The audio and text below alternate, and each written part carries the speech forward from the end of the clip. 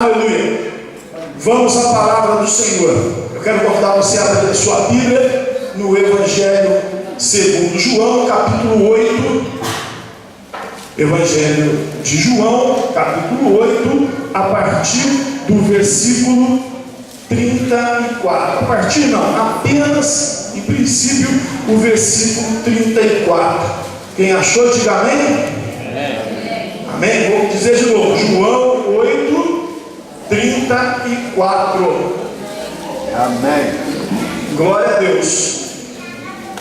Mesmo assentados de apenas um versículo, vamos ler reverentes a palavra do Senhor. A palavra do Senhor diz assim: Jesus respondeu: digo-lhes a verdade, todo aquele que vive pecando é escravo do pecado. Talvez na sua Bíblia possa estar escrito: é servo do pecado. Na minha tradução aqui, NVI, é escravo do pecado. Mais uma vez, apenas um versículo para nós gravarmos bem. Jesus respondeu: digo-lhes a verdade, todo aquele que vive pecando é escravo do pecado. Nós já oramos, então vamos adiante. Meus queridos, a palavra que nós acabamos de ver aqui, ela remete a uma situação de que o homem que peca é escravo do pecado. Muito bem, a escravidão é algo que faz parte da história da humanidade. Se nós formos olhar na história da humanidade, desde que o homem é homem e ele tem a oportunidade de vencer o seu inimigo, de se sobressair a outro povo, de vencer uma outra tribo, rapidamente ele tornava aquele grupo, aquela pessoa, aqueles indivíduos seus escravos. A própria história do povo de Deus mostra isso. O povo judeu, ele foi escravo no Egito, ele foi escravizado pela Síria, ele foi escravizado pela Babilônia, e quando Jesus esteve na terra, quando Jesus estava com o povo de Deus era escravo de Roma. Roma tinha escravizado os judeus, eles eram servos de Roma, eram escravos. Então a escravidão é algo que sempre existiu. Aqui no Brasil, se nós formos olhar a história do Brasil, a história da América, nós vamos ver que tem passagens muito tristes com respeito à escravidão, por conta das lavouras de café, por conta das lavouras de algodão nos Estados Unidos. O que aconteceu? Foram trazidos os negros, que tanto colaboraram para a criação deste povo brasileiro que somos nós, um povo bonito, um povo inteligente, um povo trabalhador. Muito disso se deve ao quê? A vinda dos negros para cá. Para quê? Para trabalhar como escravos nas lavouras. Então, muitas pessoas lutaram contra isso. Tem a história, por exemplo, muito marcante do pastor protestante americano, Martin Luther King. Acho que até os mais novos aqui já puderam ouvir falar de Martin Luther King. Lutava para que acabasse a segregação racial que se seguiu a escravatura nos Estados Unidos. No Brasil, homens também lutaram, homens também se levantaram. Eu trabalho hoje numa fundação que chama Fundação Dr. João Romeiro, lá em Pindamonhangaba. João Romeiro foi o criador do jornal que eu dirijo hoje, a Tribuna do Norte. A Tribuna do Norte foi criada para combater a escravidão no Brasil. É um dos jornais mais antigos do país, aqui do lado, aqui em Pindamonhangaba. Foi criado para este fim. Então, a escravidão é algo que sempre esteve presente na história da humanidade. E na história do povo de Deus, ela representa muito mais do que a escravidão de homens. Ela representa a escravidão espiritual a que se refere o texto que nós temos hoje. Todo aquele que vive pecando é escravo do pecado. Muito bem, ao mesmo tempo que nós, homens, estamos acostumados, a essa questão da escravidão, isso fez nascer também. Eu falei que havia homens que lutavam para se livrar da escravidão, para quebrar, para acabar com a escravidão. Então existe também dentro do ser humano o oposto, a luta pela liberdade. Nós queremos ser livres. E essa luta pela liberdade, eu acho que pode ser demonstrada muito bem ao longo da história recente, Lá nos anos 60 surgiu aquele movimento, né, o movimento hippie. O que o movimento hippie pregava? Amor livre, sexo livre, liberdade. Eu até lembrei, quando estava preparando essa palavra, que quem é da minha época vai se lembrar da calça US Top. Alguns aqui tiveram a oportunidade, como eu, de usar a calça US Top. O jingle da calça US Top diz assim: liberdade é uma calça velha, azul e desbotada, que você pode usar do jeito que você quiser. Era uma musiquinha que era cantada nos comerciais. Por quê? Porque ela perdia o vinco, e como nós aqui que gostamos de ternos, né, cultivamos aqui os vincos da calça, né? Então aí o que acontece? Ela diz: não, calça US Top não tem vinco, que você pode usar à vontade, do jeito que você quiser, desbotada, nova, velha, enfim, liberdade. Também na década de 60, para os anos 70, movimento feminista. As mulheres não eram escravas, mas as mulheres estavam numa situação de escravidão em muitas situações. Aconteceu então o movimento de liberdade desse costume de deixar as mulheres em segundo plano, o feminismo. Outros movimentos são mais recentes. Nós temos visto aí a briga por liberdade de expressão, liberdade de imprensa. Sou jornalista, nós ficamos bravos quando vimos dizer: olha, vamos começar a censurar os jornais. Não censura nunca. Liberdade de imprensa, os jornais têm direito de escrever aquilo que eles quiserem. E mais recentemente, nós vimos também, temos assistido e falamos disso cotidianamente na igreja: liberdade religiosa. Porque infelizmente em muitos países, ainda hoje, não se tem liberdade religiosa. Então vejamos. De um lado, o homem sempre viveu junto com a escravidão. A escravidão sempre foi uma realidade e, ao mesmo tempo, ele sempre lutou pela liberdade. Vamos olhar, então, essa dualidade, né? essas duas coisas tão próximas, né? Que é a escravidão e a liberdade, porque uma acaba com a outra. Onde há escravidão, não há liberdade. Onde há liberdade, não há escravidão. Vamos olhar isso à luz da Bíblia. É essa reflexão que eu quero ter com você nessa noite, para que nós possamos então ver que no mundo espiritual em que nós vivemos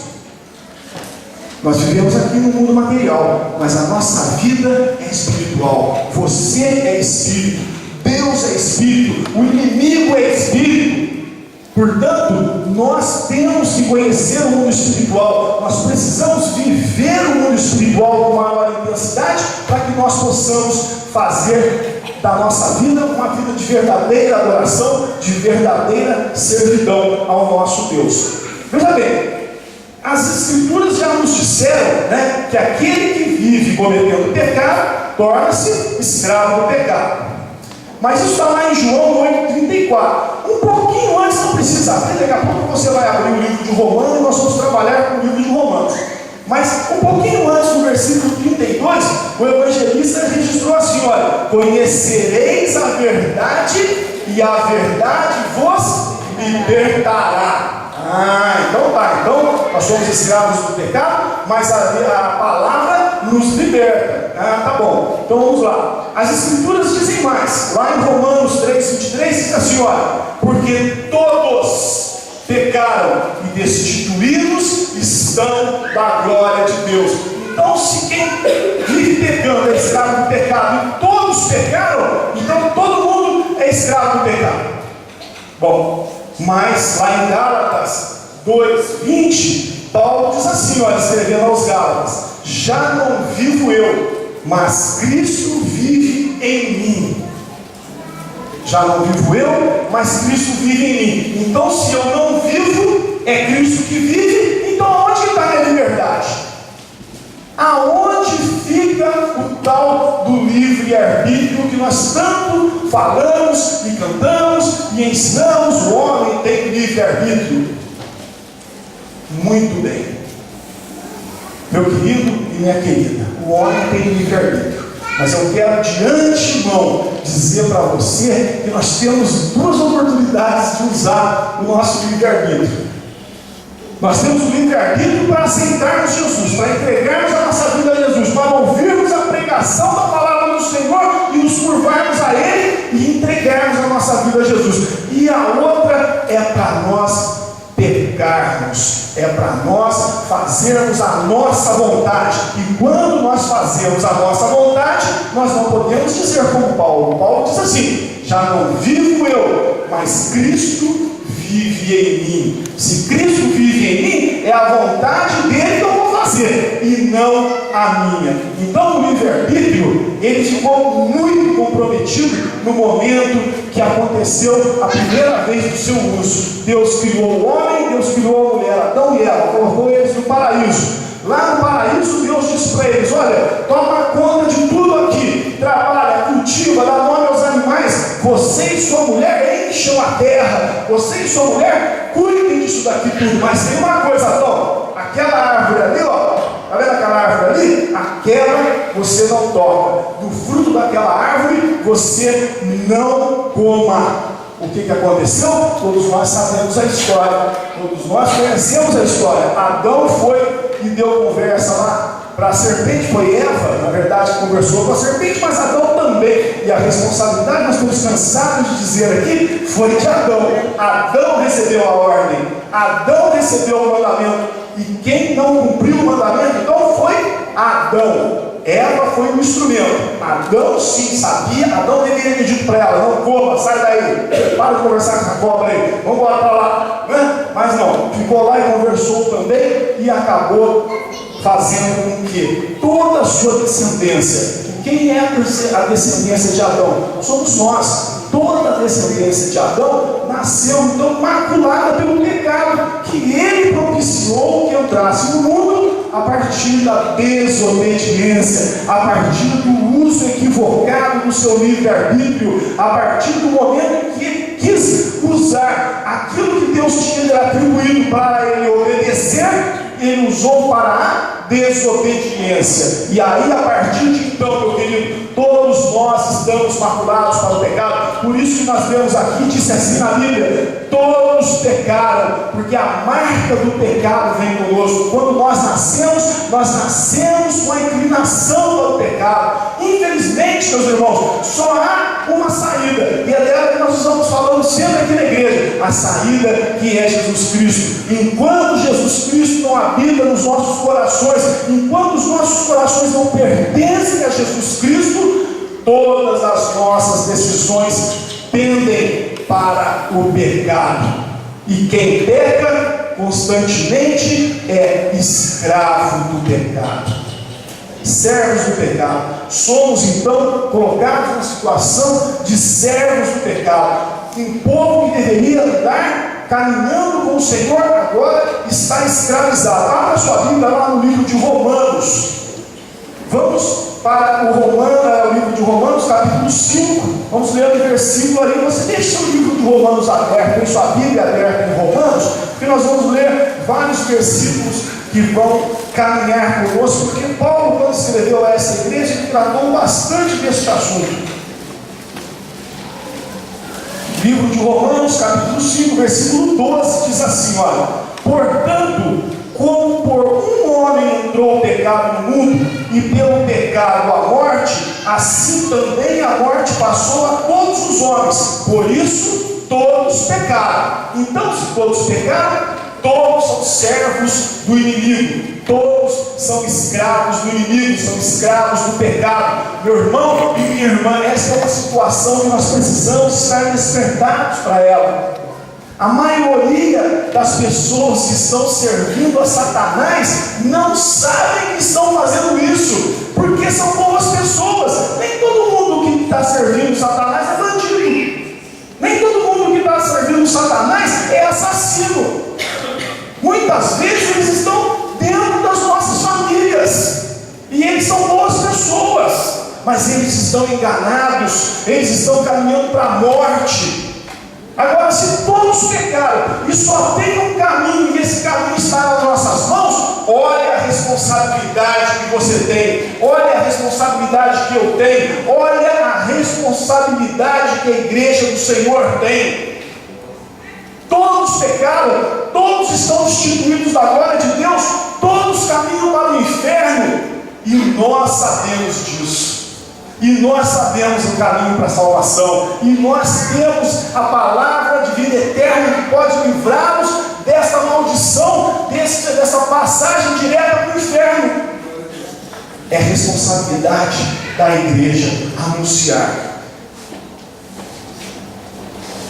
Romanos 3,11, volta um pouquinho, vamos reafirmar essa posição. Romanos 3,11.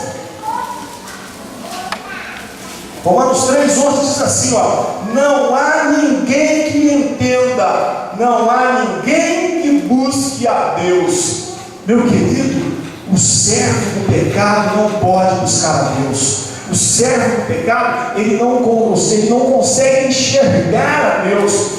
Quando o homem está entregue nas mãos de Satanás, ele está numa situação de penúria, porque ele olha para si muitas vezes e diz: olha, eu sou o cara, olha, eu sou bom, olha como eu sou bonzinho. Aquela igreja metodista wesleyana lá no Secap está construindo um templo, vou até dar um dinheiro para aqueles caras lá construir um templo, mas não quer entrar no templo, não quer orar lá no templo, não quer ser usado naquele templo, ele quer usar o templo. Então, meus irmãos, quem está na situação de escravo do pecado, a qual todos nós nascemos, não consegue olhar para Deus. Romanos 6,23, vai lá no Romanos 6,23 para reafirmar agora a sua responsabilidade, a minha responsabilidade. Romanos 6,23. Nós ainda estamos falando dos servos do pecado. Olha o que diz aqui, o escravo do pecado, a situação dele: separados de Deus pelo pecado, estamos condenados. Romanos 6,23, porque o salário do pecado é a morte. Então o homem sem Jesus está condenado à morte. Muitas vezes ele caminha para o abismo e ele não sabe disso. Na maioria dos casos ele não sabe disso, porque além de tudo isso, como eu já disse no começo, somos seres espirituais, o nosso espírito clama pela presença de Deus, mas nosso entendimento está tampado pelo pecado. Então o que acontece? Somos enganados. Somos enganados. Muitos são enganados pelo trabalho. E ele olha para ele e fala assim: eu sou um excelente pai de família, eu trabalho 20 horas por dia. 20 horas por dia, 5 vezes por semana, 100 horas por semana, olha como eu trabalho. E ele faz no trabalho a sua salvação, ele faz no trabalho aquilo que vai deixar ele bem com a sociedade, aquilo que vai deixar ele bem com ele mesmo, aquilo que vai deixar ele bem com Deus aos olhos dele. Outros fazem isso com o dinheiro e alega dinheiro, começa a ganhar dinheiro, não tem mais aonde pôr dinheiro, e o dinheiro passa a ser o seu Deus, e ele confia no dinheiro. Pobre daquele que confia no dinheiro, pobre daquele. Ele é mais pobre do que aquele cara que não ganha nem um salário mínimo por mês, porque aquele cara que talvez esteja desempregado, esteja passando necessidade, ele conhece a Deus, e ele olha para Deus, e Deus o socorre. Agora, aquele que está precisando do dinheiro, aquele que está confiando no dinheiro, muitas vezes a cura para a sua doença não tem dinheiro que compre. Então, o servo do pecado, aquele que está escravizado pelo pecado, ele não consegue olhar para Deus, ele não consegue a salvação por conta própria, ele está fadado à morte. Mas Deus é bom, e Deus, quando essas coisas aconteceram lá no paraíso, ele não estava de braços cruzados. Aliás, ele é onisciente, ele sabia de muita coisa e sabe de todas as coisas. Ele tinha já planejado a forma como o seu povo seria restituído. Ele já tinha conhecimento das coisas que aconteceriam. Ele deu livre-arbítrio ao homem, mas ele sabia muito bem que aquele homem ia pecar. Portanto, o Senhor já tinha o seu plano de salvação elaborado, e é sobre ele que nós vamos falar agora. Como é que nós saímos da condição de servos do pecado para nos tornarmos agora, para sua surpresa, servos do Senhor, escravos do Senhor. Lá em Romanos 1, Paulo fala assim: olha, eu, Paulo, servo de Deus. Em algumas traduções está escrito assim: eu, Paulo, escravo de Deus, escravo de Jesus. Porque no mundo espiritual, meu irmão, no mundo espiritual, minha irmã, ou você serve ao diabo, ou você serve a Deus. Melhor, ou você serve a Deus, ou você serve ao diabo. Muito embora nós nasçamos na condição de servos do pecado, nós devemos e fomos criados para servirmos a Deus, para estarmos na condição daquela que Paulo disse: não vivo eu, mas Cristo vive em mim. Não vale a minha vontade, mas vale a vontade de Cristo que habita em mim. Nós precisamos então entender essa situação. Muito bem. Muito bem. João 3,16. Vocês conhecem? Quem conhece João 3,16? Levanta a mão. Aleluia. Recita João 3,16 para mim aí, por favor. Para eu aprender. 1, 2, 3. Alto, vai. Que Deus amou o mundo de tal maneira que deu seu Filho unigênito para todo aquele que nele não pereça, mas tenha vida eterna. Glória a Deus, não pereça. O salário do pecado, então, não está valendo mais quando nós olhamos para o Filho unigênito de Deus. O salário do pecado não está valendo mais. Então agora, quando nós olhamos para o Filho unigênito do Senhor, é o que está anunciado em Romanos 5,19. Romanos 5,19. Digo para você continuar no livro de Romanos, porque João 3,16 você sabe de cor. Romanos 5,19 diz assim: ó, porque pela desobediência de um só homem, muitos foram feitos pecadores. Assim, pela obediência de um, muitos serão feitos justos. O Senhor Deus, Pai Todo-Poderoso, Ele já tinha preparado Jesus, Ele já tinha preparado a plenitude do tempo. Ele sabia que no momento exato o Senhor nasceria, cresceria, venceria o pecado, morreria na cruz por nós, ressuscitaria. E agora, quando nós olhamos para Ele, nós deixamos a situação terrível de servos do pecado para vivermos a servidão do Senhor.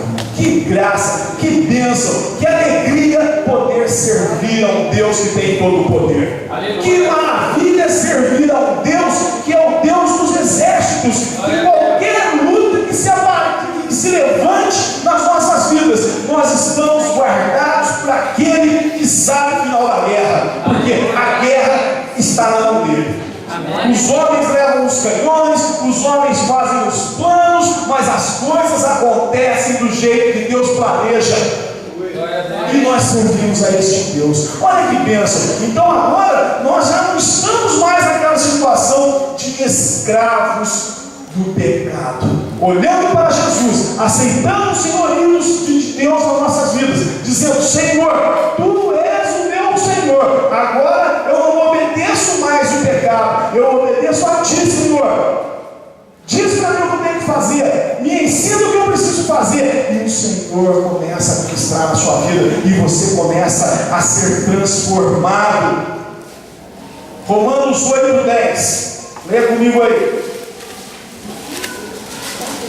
Romanos 8:10 diz assim: e se Cristo está em vós, o corpo na verdade está morto por causa do pecado, mas o Espírito vive por causa da justiça.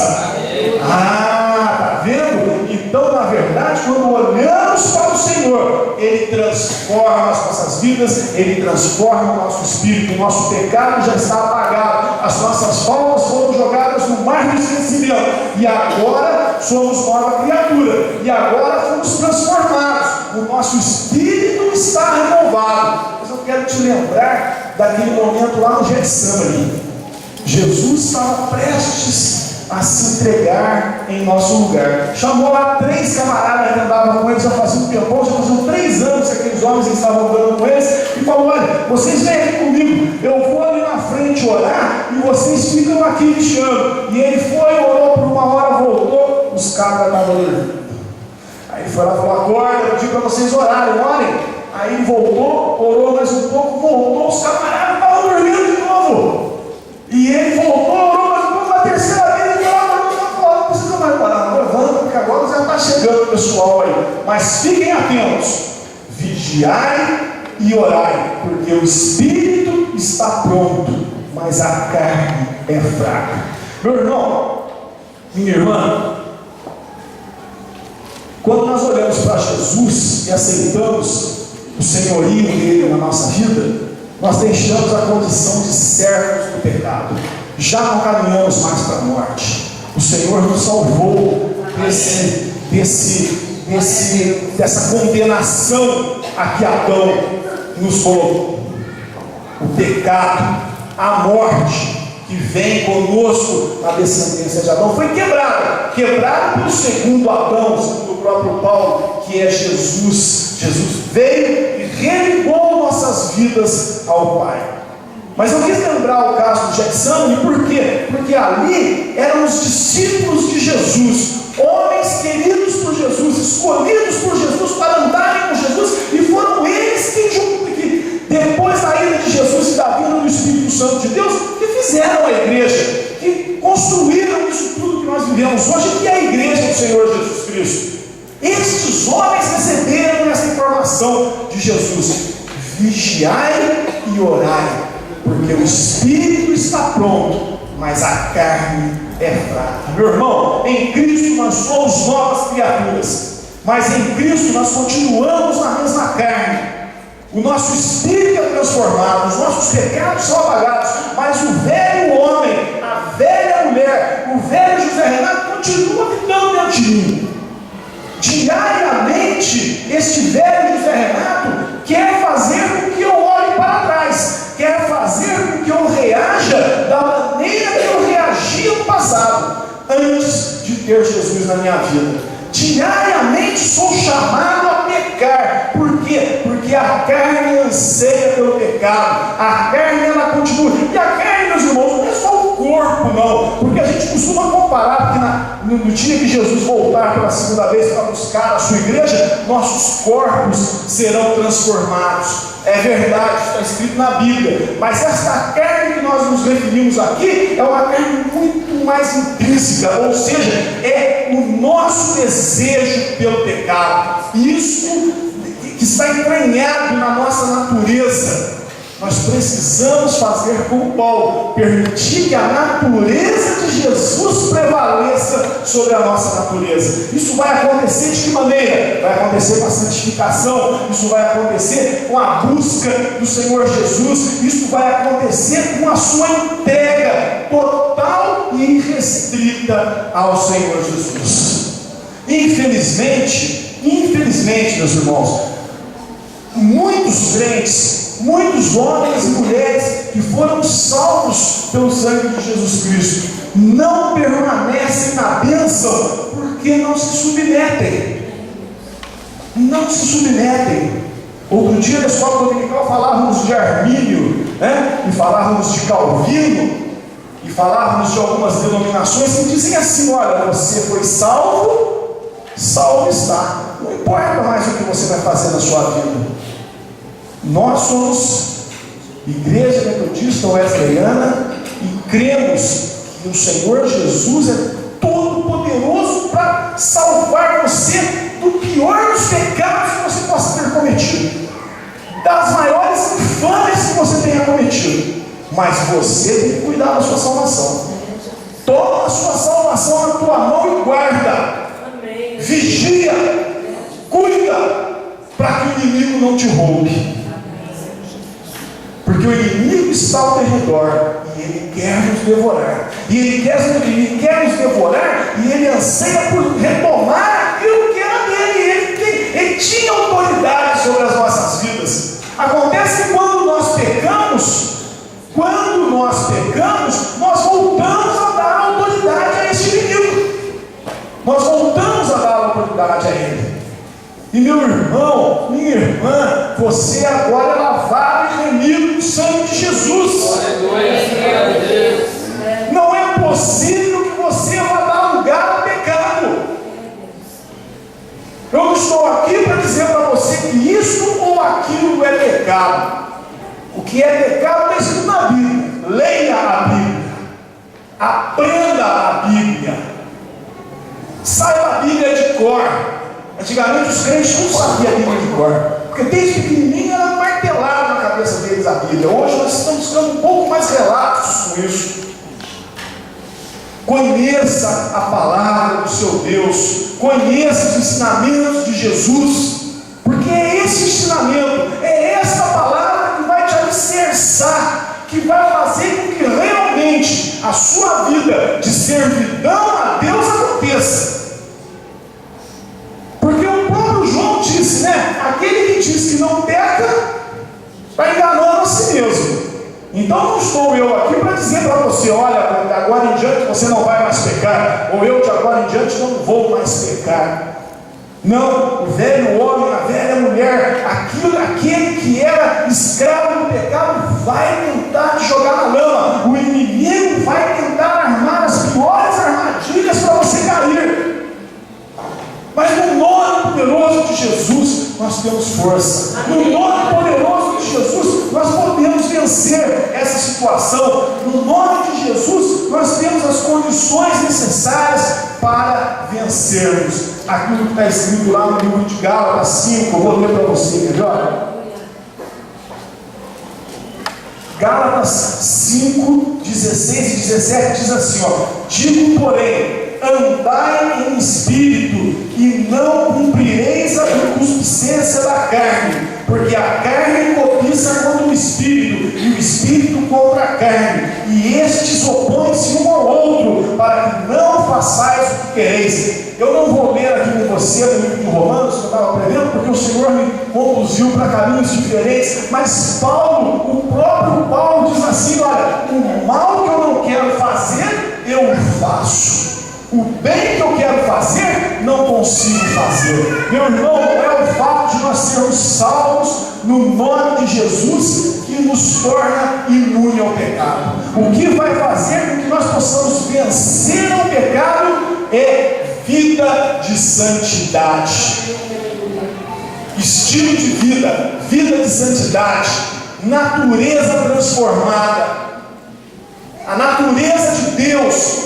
Quando a Bíblia diz assim, olha, em Cristo nova criatura é, eu continuo sendo desarmado, o velho homem continua existindo, estou salvo no Senhor Jesus, mas a minha natureza precisa ser transformada. Eu preciso abrir mão daquilo que eu julgo que é muito importante para mim, que é a minha vontade.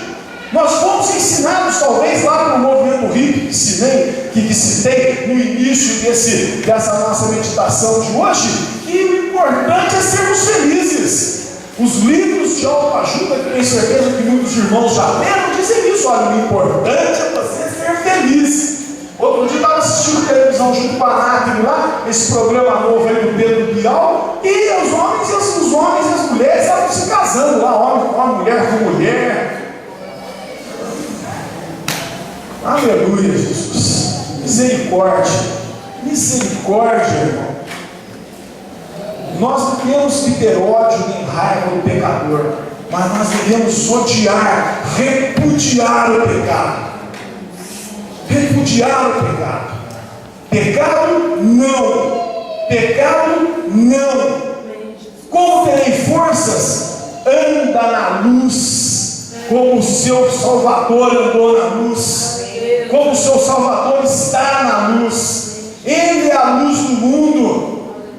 Ele vai iluminar o nosso caminho para que nós não pecamos, para que nós não venhamos a errar.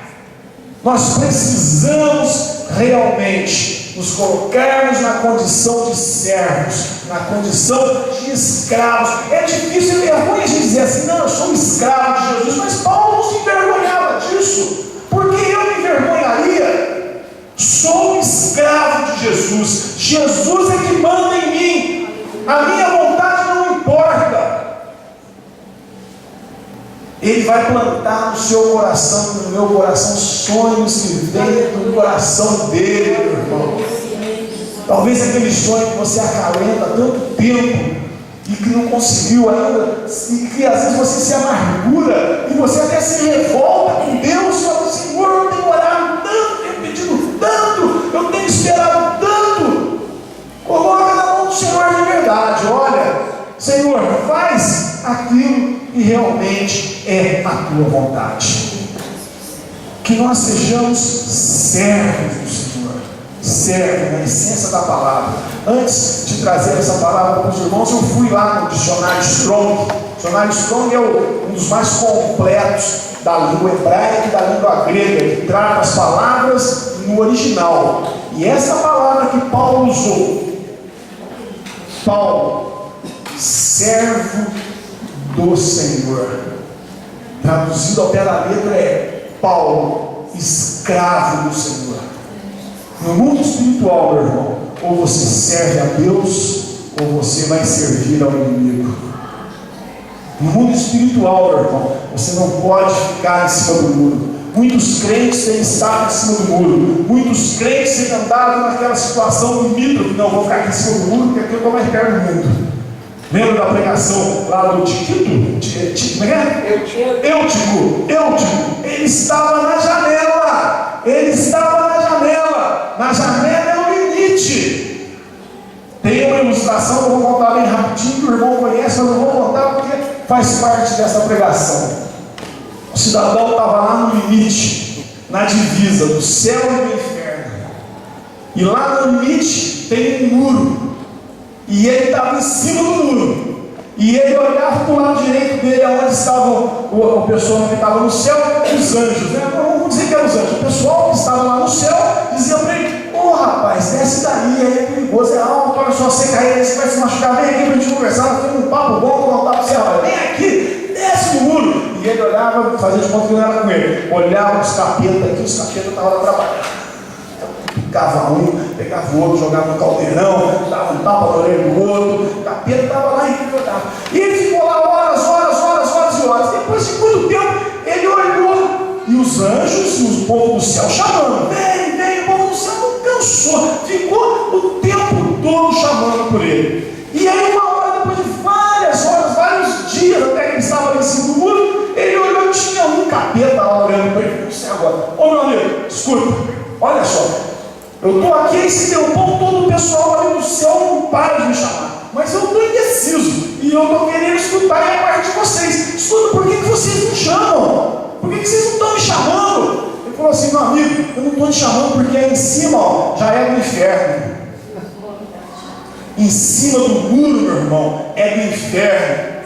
Em cima do muro não é posição de crente. Em cima do muro você está servindo ao diabo. Quando você faz concessões para o pecado, você está servindo ao pecado. E todo aquele que peca é escravo do pecado. E o salário do pecado é a morte. Meu irmão e minha irmã, eu quero pedir para você, do fundo do meu coração, examine sua vida. Porque eu preciso examinar a minha todos os dias. Examine a sua vida. Veja como você tem andado. Veja a quem você tem servido. O rótulo de crente não garante a salvação a ninguém. Quem garante salvação é Jesus Cristo. Quem garante salvação é caminho de servidão na obra do Senhor. Quem garante salvação é você olhar para Jesus e fazer a vontade de Deus. Que a vontade de Jesus seja feita na sua vida. Essa é a minha oração. Que aquele que é servo do pecado tome uma atitude hoje. Resolva hoje, neste momento, agora que você tem a chance. Levante sua mão, vem aqui à frente e nós vamos orar por você. Se você está desviado, se você está em falta com Deus, se você tem feito concessões que não deveria fazer, se você quer fazer um conserto com Jesus, para você voltar à condição de servo de Deus, de escravo do Senhor, de aquele homem, aquela mulher que faz a vontade de Deus sem questionar, Vem aqui e nós vamos orar. Vamos te ajudar nessa hora. A igreja existe para isso. A igreja existe para anunciar a palavra de Deus, para que todos aí fora que são servos do pecado saibam que existe uma saída, que ele não precisa mais ir para o tronco, que ele não precisa mais ficar na mão do capitão do mato, igual a gente já viu em muito filme por aí. Agora ele vai servir a Deus, ele vai servir ao Pai. Olha, vai servir ao Pai. Jesus disse assim para os discípulos: olha, já não vos chamo de servo, porque o servo não sabe o que o Senhor vai fazer, mas eu conto para vocês tudo o que eu aprendi do meu Pai, por isso eu chamo vocês de amigo. Por isso eu chamo vocês de amigo. Paulo disse: Pai, Paizinho querido, aleluia, nós servimos a um Deus maravilhoso. Entregue sua vida a Ele, deixe que Ele conduza a sua vida, deixe que Ele dê as ordens na sua vida, e a sua vida vai andar, e a sua vida vai ser diferente, e a sua vida vai ser transformada. Eu agradeço a oportunidade, no nome de Jesus, e a minha oração é que você entregue sua vida a Jesus. Não perca nenhuma oportunidade.